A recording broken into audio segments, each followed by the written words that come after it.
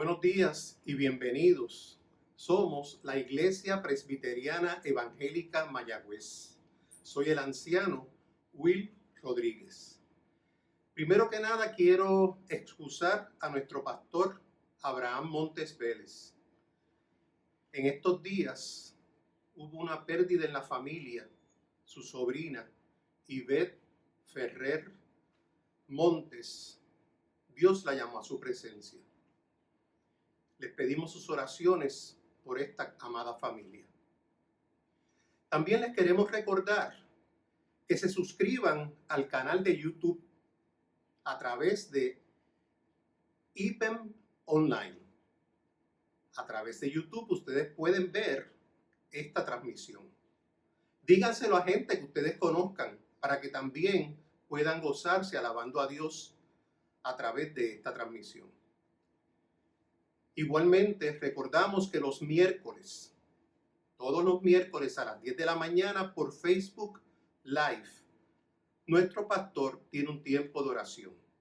Se pueden conectar buscando la Iglesia Presbiteriana Evangélica Mayagüez y allí van a ver que todos los miércoles a las 10 de la mañana hay un servicio, un tiempo de alabanza y oración a Dios.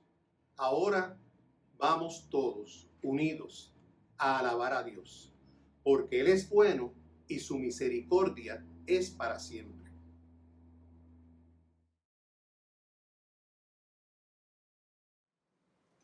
Muy buenos días, hermanos. Comenzamos este servicio de adoración a Dios con la salutación.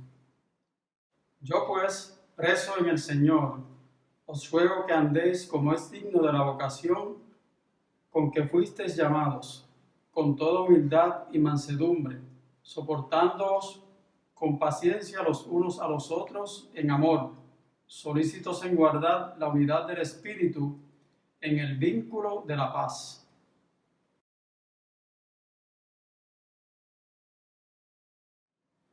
Adoramos al Señor entonando el cántico de meditación. Somos uno en espíritu.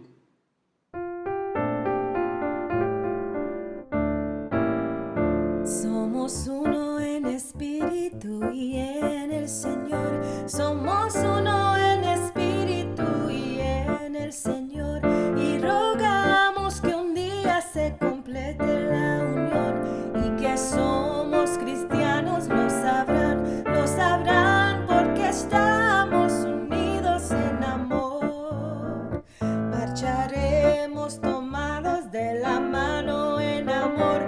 Marcharemos tomados de la mano en amor, anunciando que en esta tierra vive y obra Dios y que somos cristianos, lo sabrán porque estamos unidos en amor.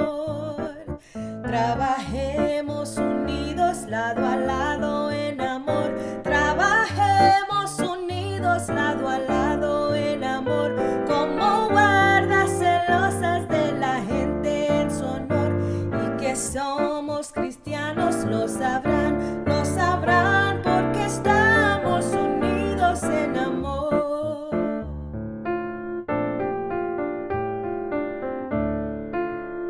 Somos uno en espíritu y en el Señor. Somos uno en espíritu y en el Señor. Y rogamos que un día se complete la unión y que somos cristianos lo sabrán porque estamos unidos en amor. Marcharemos tomados de la mano en amor. Marcharemos tomados de la mano en amor, anunciando que en esta tierra vive y obra Dios y que somos cristianos, lo sabrán porque estamos unidos en amor. Trabajemos unidos lado a lado en amor, trabajemos unidos lado a lado en amor, como guardas celosos de la gente en su honor, y que somos cristianos lo sabrán porque estamos unidos en amor.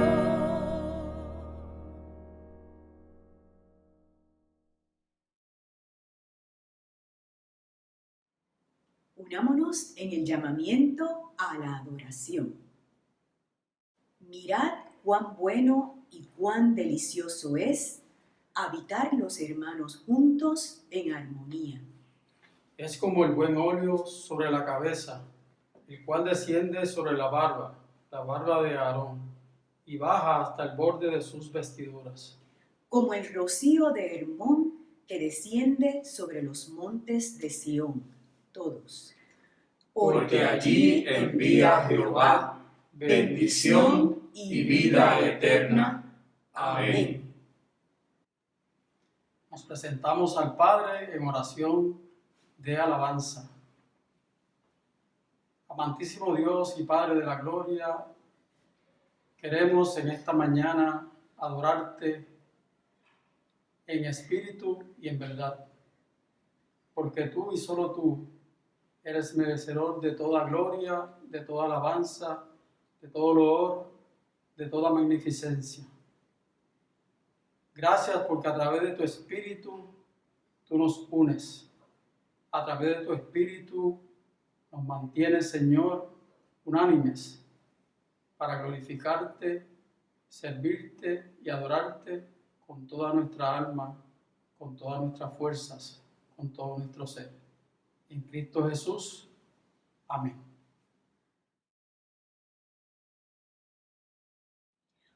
gozo en nuestros corazones, alabemos a nuestro Dios con el himno titulado Al Dios de Abraham loor.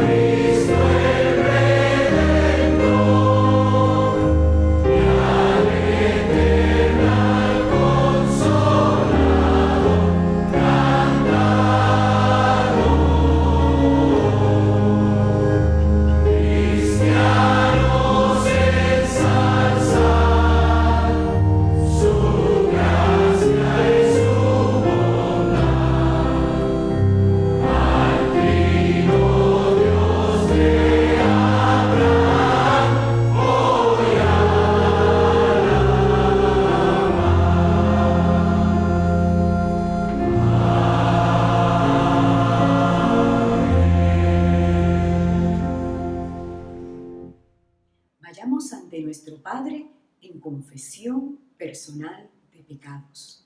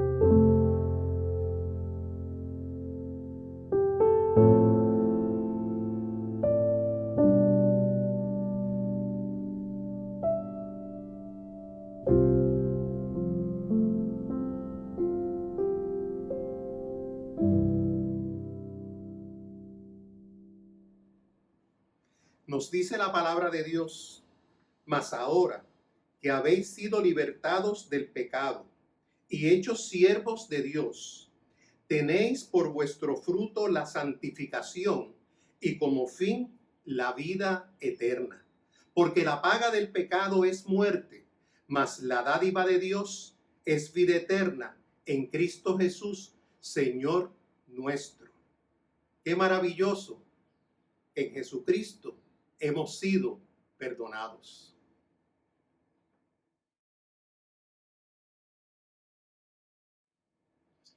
La palabra de Dios nos enseña que Dios es sumamente generoso. Él es un dador por excelencia, el modelo de la generosidad.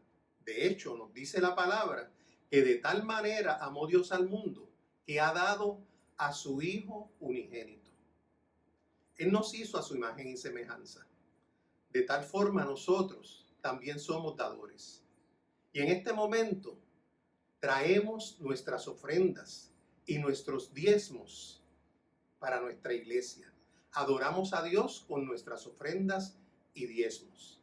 Y damos con alegría. Pero también nos gozamos y celebramos con los que cumplen aniversarios y años. Qué bueno que podemos juntos y acompañados de nuestro Dios celebrar. Traigamos nuestras ofrendas al Señor.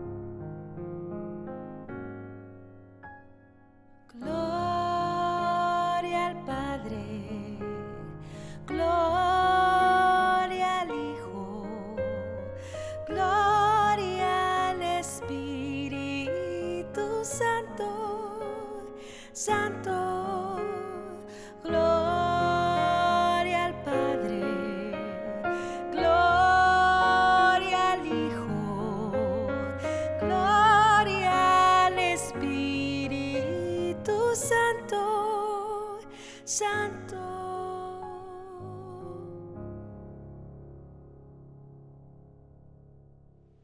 Oremos.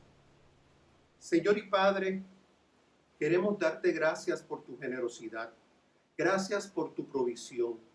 Gracias, Señor, porque tú nos has dado y de todas las muchas bendiciones que recibimos nos permites traerlas como ofrendas y diezmos. Te pedimos que tú prosperes a tu pueblo para que podamos seguir ofrendando, diezmando para tu obra aquí en la tierra. También, Señor, queremos interceder y darte gracias por los que cumplieron años, aniversarios de boda. Bendícelos, cuídalos, rodéalos con tu amor. En este momento queremos interceder por los que se duelen, Padre, por los que están enfermos, por los que están en aflicción, por los que han tenido alguna pérdida. En particular, Señor, queremos interceder por la familia de Ivette Ferrer Montes. Tú la has llamado a tu presencia, pero quedamos acá. Te pedimos, Señor, por su esposo Yamil, por sus hijos, Carlos, Ricardo, por su hermana, Janet, por su mamá, Marilyn, sus tíos, Betsy y el pastor Abraham, y sus respectivas familias. Señor, abrázalos con tu amor, protege sus mentes, sus corazones en este momento de despedida. Señor, que descansen en tus bellas y perfectas promesas. En el nombre de Jesús oramos y te damos las gracias. Amén.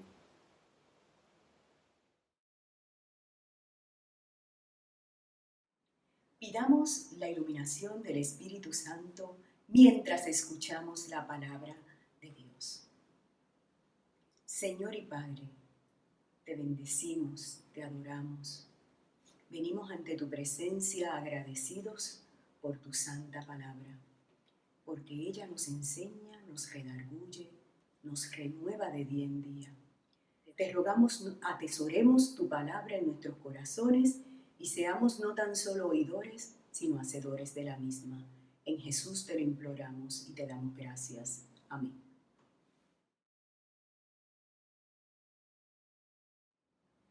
Continuamos con la lectura de las Sagradas Escrituras que se encuentran en la carta del apóstol Pablo a los Efesios, capítulo 4, versículos del 1 al 6. Yo pues, preso en el Señor, os ruego que andéis como es digno de la vocación con que fuisteis llamados, con toda humildad y mansedumbre, soportándoos con paciencia los unos a los otros en amor, solícitos en guardar la unidad del Espíritu en el vínculo de la paz, un cuerpo y un espíritu, como fuisteis también llamados en una misma esperanza de vuestra vocación, un Señor, una fe, un bautismo, un Dios y Padre de todos, el cual es sobre todos y por todos y en todos. Esto es palabra de Dios.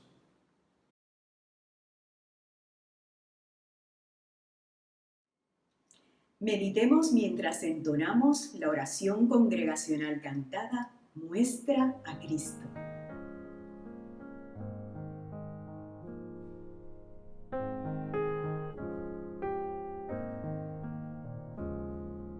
Prepara, oh Dios, mi corazón para recibir. Rompe el duro suelo en mí, ayúdame a creer. Tu palabra siembra en mí, su fruto haz crecer, haz que pueda escuchar, guíame en tu verdad, muestra a Cristo, muestra a Cristo, revela, oh Dios, tu gloria a través de tu verdad, hasta que todos confiesen, Cristo es Señor.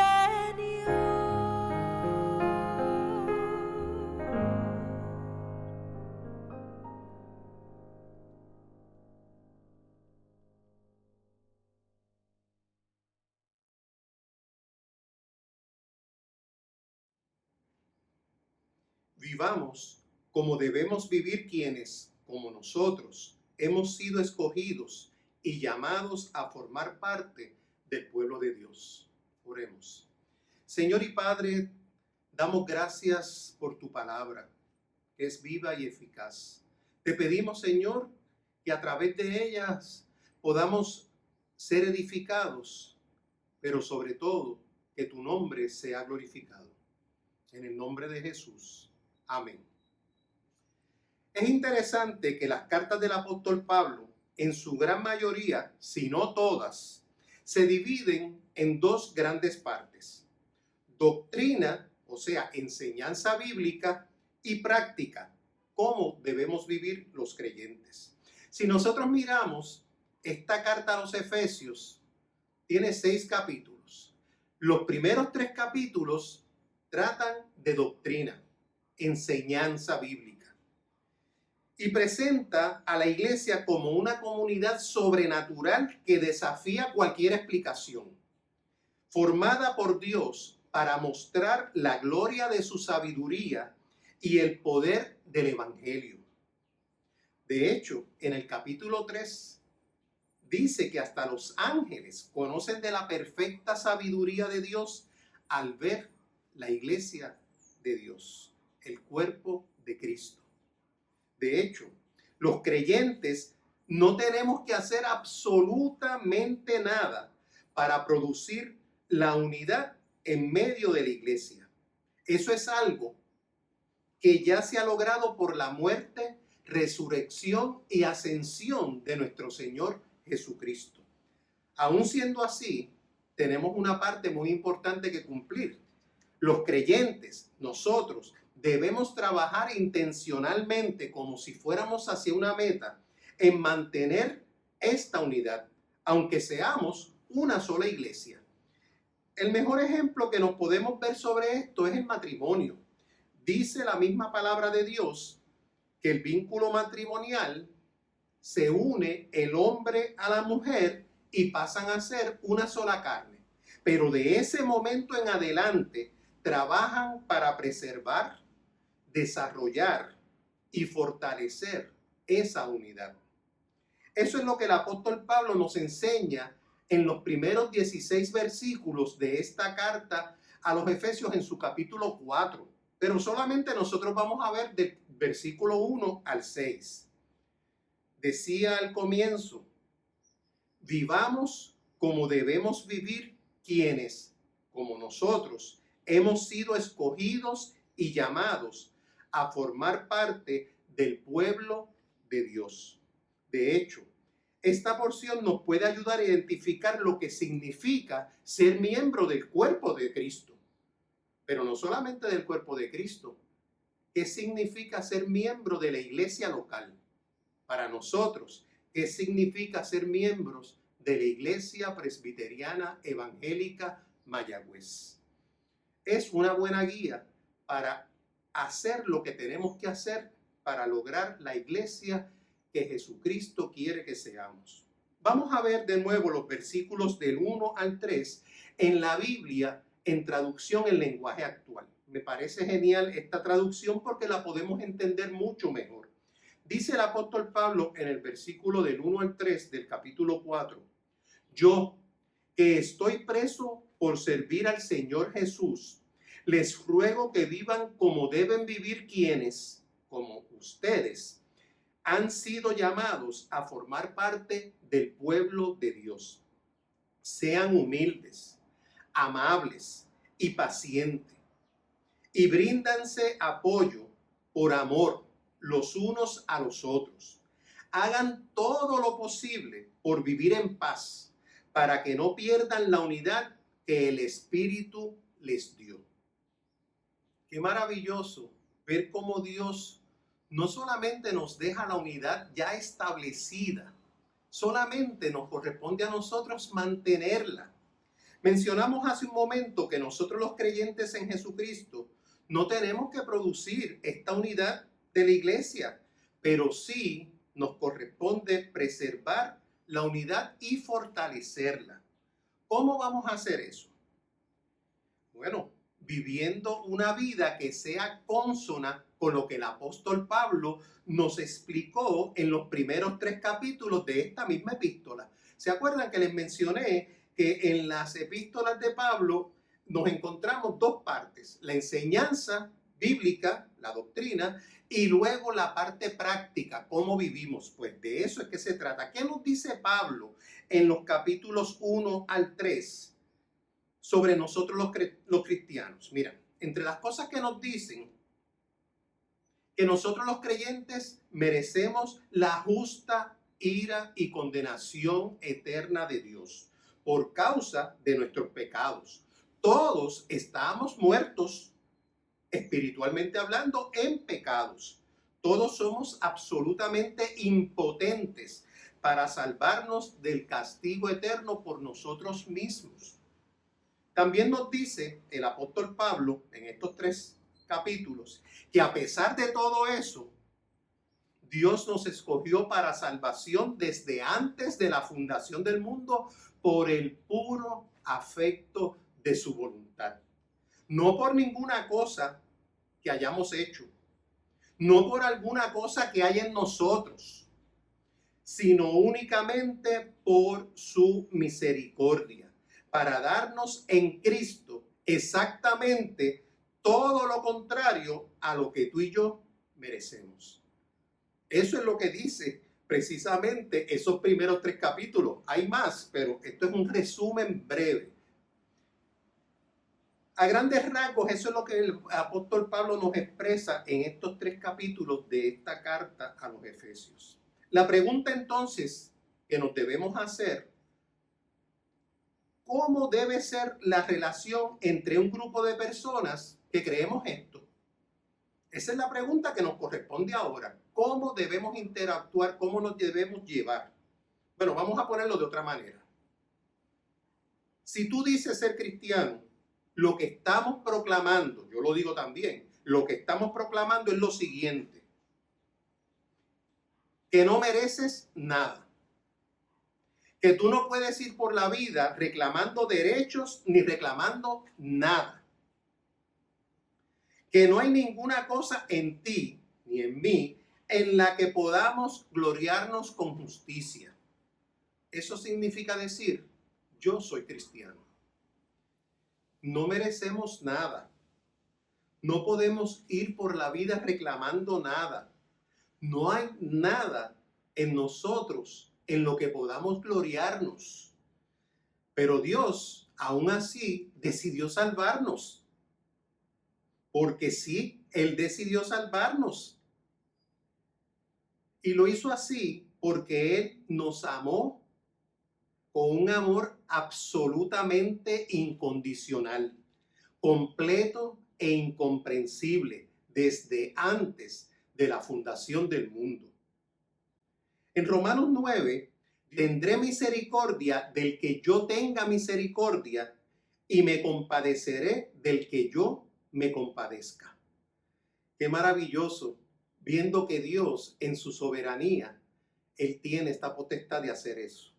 En esta misma carta a los Efesios, en el capítulo 2, versículos 8 y 9, que muy bien conocemos, inclusive cantamos, nos dice que la salvación es gratuita, un regalo de Dios, y añade: y no por obras, para que nadie se gloríe.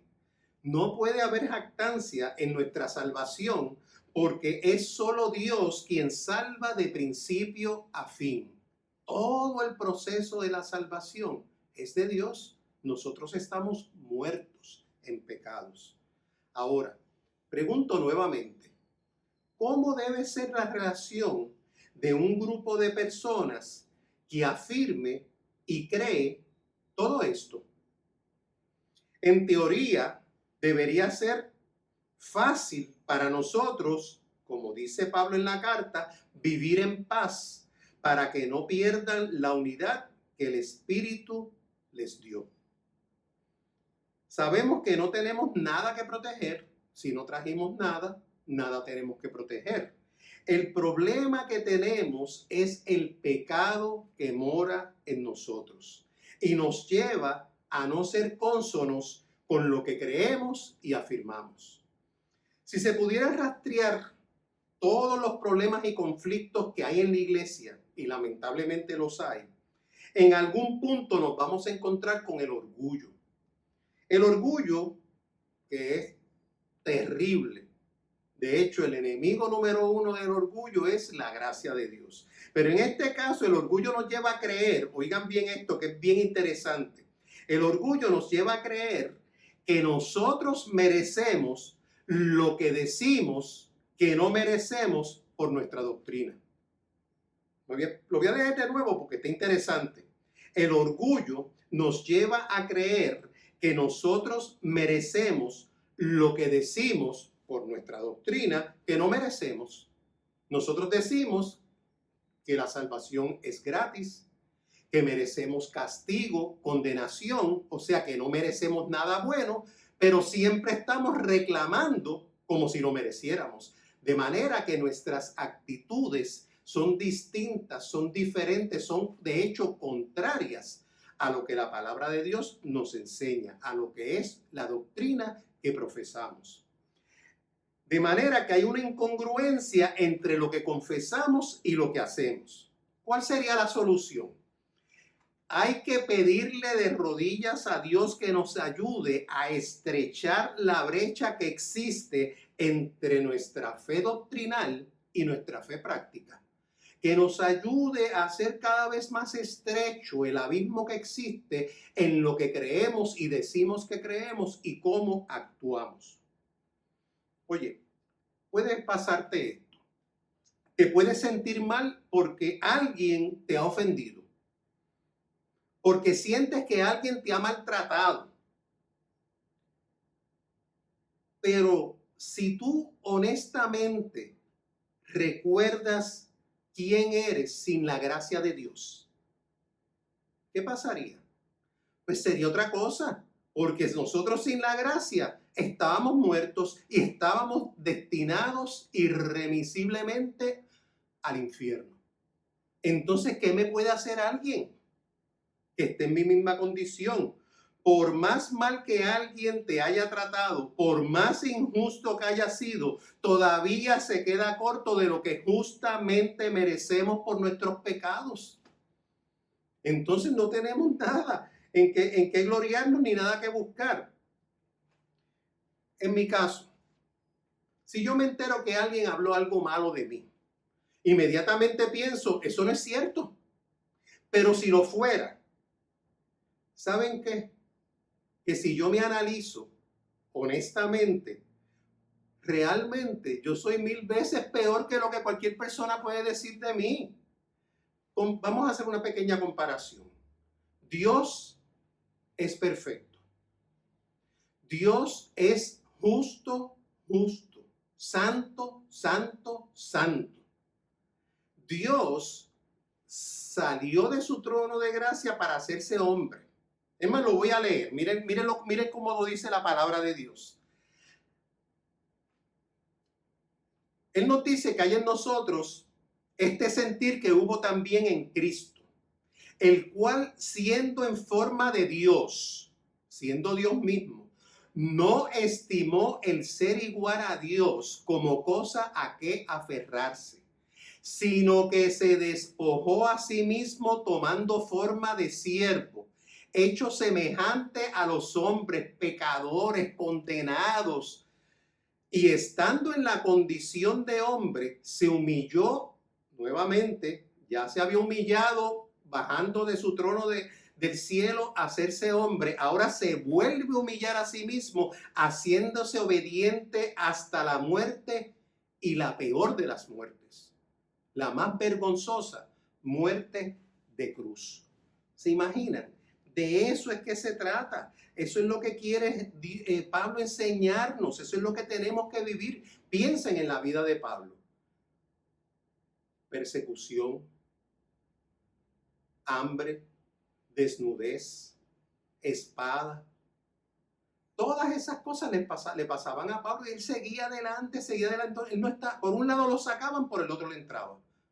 Él no estaba buscando su dignidad, que me traten dignamente como yo merezco, no. Él estaba por Cristo y él sabía lo que se merecía y sabía lo que Dios le había dado gratuitamente. Una persona humilde no va por la vida reclamando que los demás lo traten de algún modo particular, porque una persona humilde posee una correcta evaluación de sí mismo. Sabe dónde está parado. Miren, yo encontré una definición de humildad que me parece tremenda para este asunto. Dice así: humildad es la actitud virtuosa que se debe observar ante Dios, ante su superioridad y perfección, y en plena conciencia de que ha sido Él quien ha concedido la gracia de la existencia y la salvación. Y yo le añado a esto, no solamente ante Dios, ante los demás, porque yo no soy mejor que nadie. Entonces, así podremos vivir como escogidos y llamados a formar parte del pueblo de Dios, como el apóstol Pablo nos dice en los primeros 3 versículos del capítulo 4 de la carta a los Efesios. Entonces, siendo humildes, amables y pacientes, y brindándonos apoyo por amor los unos a los otros, viviendo en paz para preservar la paz que el Espíritu nos dio. Interesante como Pablo todo esto lo pone. Pablo en los versículos 2 y 3 menciona esto porque él sabe que nosotros sí merecemos el infierno y sabe que Dios lo ha tratado con una paciencia, como ha hecho con nosotros, una misericordia y una bondad incomprensibles. Hemos visto cómo Dios de la nada, porque quiso, nos ha amado, nos ha salvado, ha puesto el medio de salvación, nos ha dado su Espíritu Santo que no solamente nos une, sino que nos guía y nos lleva a creer estas verdades maravillosas. Así que la unidad de la iglesia es promovida cuando la doctrina correcta nos lleva a vivir y a sentir de la manera correcta. No con aquella vieja criatura. Si las cosas viejas pasaron y todas son hechas nuevas, y nuestra mente es renovada por el Espíritu de Dios a través de su palabra, ¿por qué tenemos que vivir como aquella criatura? Tenemos opción. Por eso vemos que Pablo toma tiempo en esta carta, en los primeros 3 capítulos, en explicar estos aspectos doctrinales tan importantes, de manera que ahora podamos entender por qué debemos vivir como explica en los próximos versículos, y en este caso del 4 al 6, pero sigan leyendo la carta hasta el capítulo 6, que está tremendo los consejos que están allí, y yo sé que muchos de ustedes los conocen. Decimos y repetimos, debo decir, que la Biblia es nuestra guía de fe y conducta. Qué tremendo ejemplo son las cartas de Pablo y esta que estamos viendo de a los Efesios en particular. Tenemos que entender lo que Dios ya ha hecho por nosotros y vivir en consecuencia de acuerdo con eso. Uno de los resultados de esto, precisamente, es la unidad práctica de la iglesia. Esta responsabilidad no es de los pastores únicamente, no es de los ancianos y los diáconos. Esta responsabilidad de mantener la unidad es de todo miembro de la iglesia, de todo miembro del cuerpo de Cristo. De hecho, lo que nos dice Pablo a ti y a mí, como miembros de la iglesia, tú tienes que esforzarte en proteger, en desarrollar la unidad del Espíritu en el vínculo de la paz con toda humildad, mansedumbre y paciencia, soportándonos los unos a los otros en amor. Hablando de tolerancia. Esto es lo que estamos hablando. No todos somos iguales. ¿Recuerdan? Nosotros no todos somos iguales. Si Pablo más adelante, antes de llegar al versículo 16, nos habla del cuerpo y de la mano y de la oreja y del ojo, cada uno es diferente, pero todos unidos glorificamos a Dios porque estamos unidos por el Espíritu. Dice Pablo en los versículos 4 al 6 que somos un cuerpo unidos los unos a los otros por aquellas cosas que tenemos en común y que sobrepasan por mucho las diferencias que pudieran ser de división. ¿Qué nos dice en los versículos 4 al 6? En el 4, solo hay una iglesia, solo hay un cuerpo, no hay dos. Esta es la iglesia. Que tú vas a aquella y yo voy a esta congregación. Nada que ver, somos el cuerpo de Cristo. Los que creemos en Jesucristo como único y suficiente Salvador, no importa dónde nos congreguemos. Muchas cosas alrededor que no estemos de acuerdo no son división. Lo que nos une es que la iglesia es lo que creemos en Jesucristo como único y suficiente Salvador. Pero además de ese dice que solo hay un espíritu, no hay dos.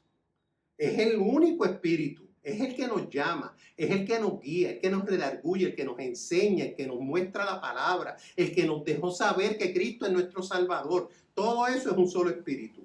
Y dice en el versículo 4, y Dios los llamó a una sola esperanza de salvación. No hay otras formas de salvación, no hay otra esperanza de salvación que no sea Jesucristo. De hecho, el versículo 5 dice, solo hay un Señor, no hay dos. Cuando Jesús dijo, yo soy el camino y la verdad y la vida, nadie viene al Padre sino por mí. Esa es la única esperanza de salvación que tenemos. No hay dos, es una. Esas son las cosas que nos unen.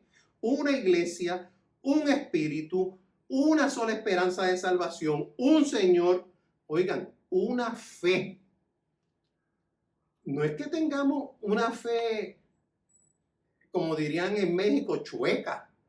No, la fe es 100%. Es cero dudas, es todo o nada, es lo hizo Cristo todo o no lo hizo. Si creemos que lo que hizo Jesucristo fue una vez, suficiente y para siempre, somos hijos de Dios, somos miembros de esa iglesia, tenemos esa sola esperanza de salvación. Dice que hay un solo bautismo. ¿Se acuerdan cuando el apóstol Pablo? No, bueno, Jesús lo dice muchas veces que va a mandar a su Espíritu Santo, pero el apóstol Pablo dice en Efesios 1, aquí mismo en esta carta, en el primer capítulo, versículos 13 y 14, que cuando creemos el Evangelio, creemos que Jesucristo murió por nosotros, somos sellados por el Espíritu Santo. Jesús, antes de ascender a los cielos, nos dijo, y recibirán poder cuando haya venido sobre vosotros el Espíritu Santo. Y en Pentecostés se derramó el Espíritu Santo en su iglesia. ¿Quieren mejor bautismo que el Espíritu Santo? Que somos sellados en el Espíritu Santo. Claro, nosotros tenemos un sacramento que es el bautismo, que hacemos una profesión pública de fe, donde le decimos a la gente que nosotros en Cristo fuimos perdonados, que fuimos enterrados con Él y resucitamos con Él, que nuestros pecados fueron lavados. Es una profesión pública de fe, eso es lo que hace. Pero hay un solo bautismo en el Señor. Luego el versículo 6 dice, solo hay un Dios. Solo hay un Dios. No hay más dioses. No hay nada más. Solo Jehová de los ejércitos. Dios Padre, Dios Hijo, Dios Espíritu Santo, un solo Dios en tres personas. Eso es lo que tenemos. Eso es lo que hace falta. Que es el Padre de todos los que creemos en Jesucristo, pero gobierna sobre todo. Todo lo creado, Él lo gobierna. Y actúa por medio de todos y está en todos. De eso es que está hablando el apóstol Pablo. Pero ¿cómo podemos actuar así si no conocemos las enseñanzas que Dios quiere para nosotros? Bueno, pues por eso yo he recalcado en esta conversación que he tenido con ustedes en los primeros 3 capítulos. Porque si no sabemos eso, esto es imposible, la unidad. Porque solamente podemos actuar como Dios quiere si sabemos y creemos lo que Él quiere. En Gálatas 5:25, Pablo nos dice, si vivimos por el Espíritu, andemos también por el Espíritu. Pero se los voy a dar en arroz y habichuela, se los voy a dar en la traducción, en lenguaje actual, porque me parece importante que lo entendamos claramente. Si el Espíritu ha cambiado nuestra manera de vivir, debemos obedecerlo en todo. Tan claro como el agua. O sea, piensa un momento. ¿Te sientes cómodo cuando tienes diferencia con tu hermano en la iglesia? ¿Te sientes cómodo cuando llegas a la iglesia y piensas mal de tu hermano porque quizás no te miró como tú querías? ¿Te sientes cómodo porque te imaginas que están murmurando de ti? Pues yo no me siento cómodo. Bueno, pues entonces vamos a usar lo que el Espíritu nos dio. Vamos a usar y vamos a ponernos en la posición que nos corresponde. No merecemos nada. Y si no merecemos nada, ¿qué podemos esperar? Nada. Y cuando tú no esperas nada, un poquitito bueno que te den es demasiado. Entonces siempre vas a tener ganancia. Por lo tanto, si tú aprendes a vivir de la manera que la doctrina bíblica que creemos y profesamos enseña, vamos a vivir en amistad, en unión con los demás. Si el Espíritu ha cambiado nuestra manera de vivir, debemos obedecerlo en todo. Entonces, mis amados, que Dios nos ayude a que vivamos como debemos vivir quienes, como nosotros, hemos sido escogidos y llamados a formar parte del pueblo de Dios. Que Dios los bendiga ricamente.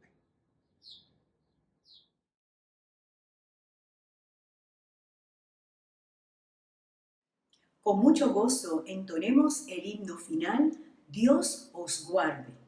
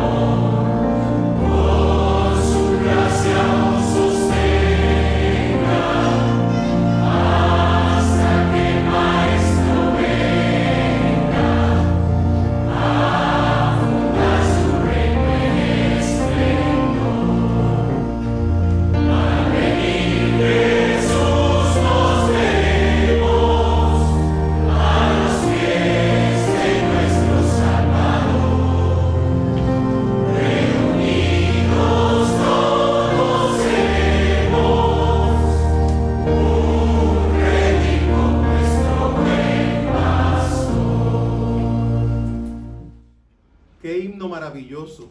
Dios guarda de nosotros. No solamente que cuando lleguemos al cielo y estemos todos juntos, de toda tribu, de toda nación, de toda lengua, adorando y glorificando a Dios, pero desde ahora Él cuida de nosotros y busca a través de su Espíritu la unidad, porque su Espíritu es el unificador, es quien nos une y nosotros solamente tenemos que perseverar en ello. Así nos ayude Dios. Así que ahora tengamos la despedida usando una carta del apóstol Pablo que se despide de la siguiente manera: y el mismo Dios de paz os santifique por completo, y todo vuestro ser, espíritu, alma y cuerpo sea guardado irreprensible para la venida de nuestro Señor Jesucristo. Fiel es el que os llama, el cual también lo hará.